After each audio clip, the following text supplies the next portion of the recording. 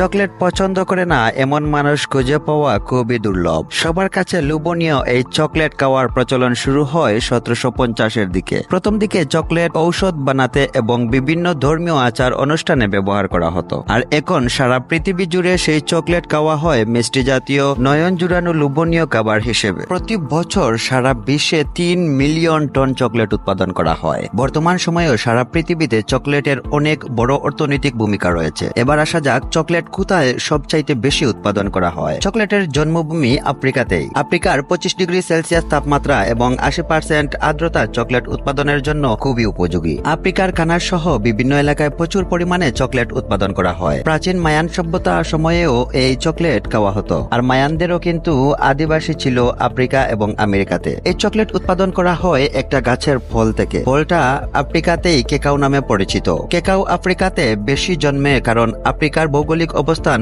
এবং তাপমাত্রা কেকাও গাছের জন্য বেশি উপযোগী। কেকাও গাছ বেশ সংবেদনশীল। ফলগুলোর ঢাটা খুবই শক্ত এবং পেকে সহজেই পড়ে যায় না। দেখতে অনেকটা পেঁপের মতো। তাছাড়া এই গাছের ফলগুলো একটার পর আরেকটা জন্মে, এজন্য সহজে এরা গাছ থেকে পড়ে যায় না। এই এক একটা ফলে প্রায় 40টার মতন বীজ থাকে। চকলেট উৎপাদনের প্রক্রিয়ার শুরুতেই কেকাও ফল গাছ থেকে সংগ্রহ করা হয়। এগুলোকে গাছ থেকে সংগ্রহ করার পর কৃষকেরা মাটিতে বসে নিজ হাতে কেকাও ফল থেকে বীজ আলাদা করে। কেকাও ফলের বীজ সাদা রঙের এবং খোসার ভিতরটা আটালো অবস্থায় থাকে। প্রতিটা ফলে প্রায় 40টা আটালো বীজ থাকে। কেকাও ফলের বীজ কৃষকেরা নিজ হাতেই সংগ্রহ করে থাকে। মজার ব্যাপার হলো এই আটালো বীজ একত্র করার সময় একবারও মনে হবে না যে এগুলো দিয়ে চকলেট বানানো যায়। ফল থেকে বীজ আলাদা করার পর এগুলো ফার্মেন্টস বক্সে রাখা হয়। 3 থেকে 9 দিন পর্যন্ত ফার্মেন্টেশন বস্তায় বীজ পাতার সাহায্যে ঢেকে রাখা হয়। এর কারণে বীজে থাকা সমস্ত রকম ব্যাকটেরিয়া দূর হয় এবং আসল কালার চলে আসে। এরপর ফার্মেন্টেশন করা কেকাও বীজ রোদে ভালোভাবে শুকানো হয়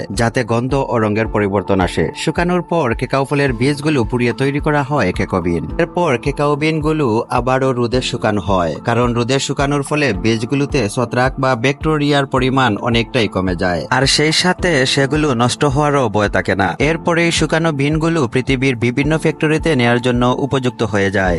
ফ্যাক্টরিতে আসার পর কোয়ালিটি বিনগুলোকে পরিশোধন বা যাচাই করা হয়। এরপর বিনগুলো উপযুক্ত আকারে মেশিন দিয়ে কেটে ফেলা হয়। সবগুলো বিনের আকৃতি প্রায় সমান করে নেওয়া হয় যাতে করে চকলেটের আকারে কোনো পার্থক্য না থাকে। এরপর বিনগুলোকে মেশিনে রোস্ট করা হয়। ফোল্ডিং মেশিনে রোস্ট করার কারণে বিনে থাকা পানির পরিমাণ 7% থেকে 1%-এ নেমে আসে। এরপর এই বিনগুলোতে প্রায় 3000 প্রকারের কেমিক্যাল ব্যবহার করে 30 মিনিট থেকে 2 ঘন্টা পর্যন্ত রোস্ট করা হয়। এতে করে পচন বা নষ্ট হওয়ারও আর ভয় থাকে না। ঝরঝরে বিনগুলো পুনরায় মেশিনে দেয়া হয়। প্রাইভেশন মেশিনে যখন বিনগুলোকে দেয়া হয় তখন বিনের খোসা থেকে বিনের বীজ বা নিব আলাদা হয়ে যায়। এবার কেপোনিব থেকে মেশিনে গাঢ় বাদামি রঙের কেপোপেস্ট তৈরি হয়, আর এই গাঢ় বাদামি রঙের কেপোপেস্ট চকলেটের স্বাদ গন্ধে ভরপুর হয়ে ওঠে। এই কেপোপেস্ট তৈরির সময় এর ঘনত্ব এবং স্বাদে অনেকটা অ্যালকোহলিক ফ্লেভার আসে। এটাকে বলা হয় চকলেটের লিকার।